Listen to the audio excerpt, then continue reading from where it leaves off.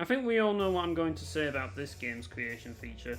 It's common knowledge that it absolutely sucks, but what exactly sucks about it, and how far can you actually go with AEW's creation features?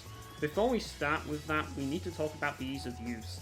Despite all of its shortcomings, creating things in AEW Fight Forever is very easy to do. In fact, it requires next to no effort to throw something together. The selection screen for each piece of your attire is presented in a large grid, giving a clear view of the item your character will be wearing. Body customization is pretty easy to do also. You just pick the preferred body type and mess with a few sliders.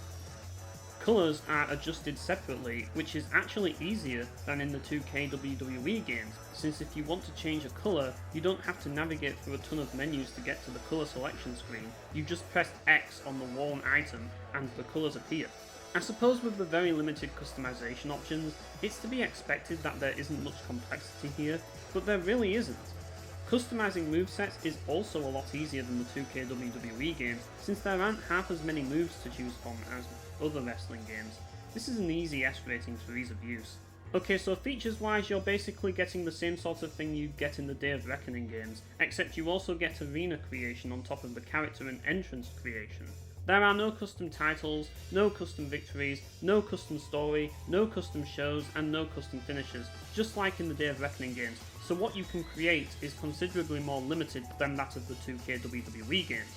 In terms of characters, the features are pretty basic, but serviceable. All the essentials are there, but there's no bells and whistles. When I say essentials, what I mean is that while you can choose a shirt, a hat, arm gear and an accessory, there's no separate category for upper and lower arm gear. But there are two arm gear types, one for elbow pads and the other for arm accessories and stuff. You can't add images to anything whatsoever like in the WWE 2K games, so besides the ability to colour your gear, you can't add anything else to it. This greatly limits the potential of what AEW Fight Forever's creation can offer.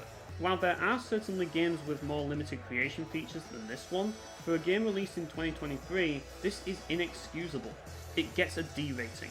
Flexibility is the game's biggest sin, and is probably the thing that you'll all want to know more about.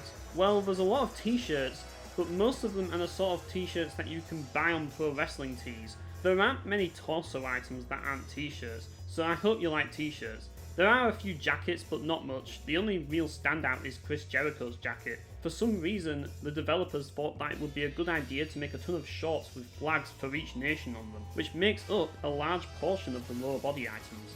There's a few long pants and stuff, but there isn't much variety. Put simply, very few of the options serve any real practical purpose for customization. Most of the customization stuff can't even be used in matches anyway, since characters have to be shirtless in the ring, or wear some kind of basic shirt which makes it feel like a waste. The face options are also pretty limited too, with only 8 face options. While this might have been acceptable 20 years ago, nowadays it just isn't. Flexibility gets an F rating. Visually speaking, one thing I will give AEW Fight Forever is that the creative wrestlers do blend in with the in-game ones, and this is mainly due to the fact that all of the game's wrestlers don't have a realistic look to them. That being said, however, the limitations of the creation suite do make created characters look very samey, and this makes it pretty obvious when someone is using a created character regardless. While it is cool having created characters that have crazy looking abs, I don't always want to use that body type for everyone. It's very hard to rank the visuals on their own because of the flexibility letting the whole thing down. Either way, I'm giving it a D rating because there's better out there. In terms of functionality, you can play as your characters in exhibition matches and Road to Elite mode. There is Stadium Stampede, but let's be real here, nobody is playing that right now, and since it's an online only mode, that's pretty much obsolete. You can also play as them in minigames if you want to, I guess.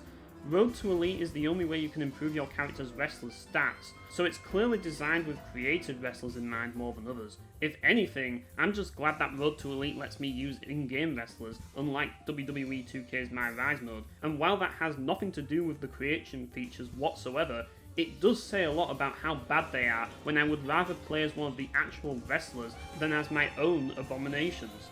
I suppose there is at least things you can do in this game, even if there isn't as much in it as other wrestling games. It's not much different from Soul Calibur 6 in this regard, so I'll give it a B rating. There are 100 slots for creative wrestlers, and 20 slots for created arenas. I think that's ample given how much you're probably going to make for this game. I'll give it a C rating because while there could be more arena slots, it's not really much of a big deal.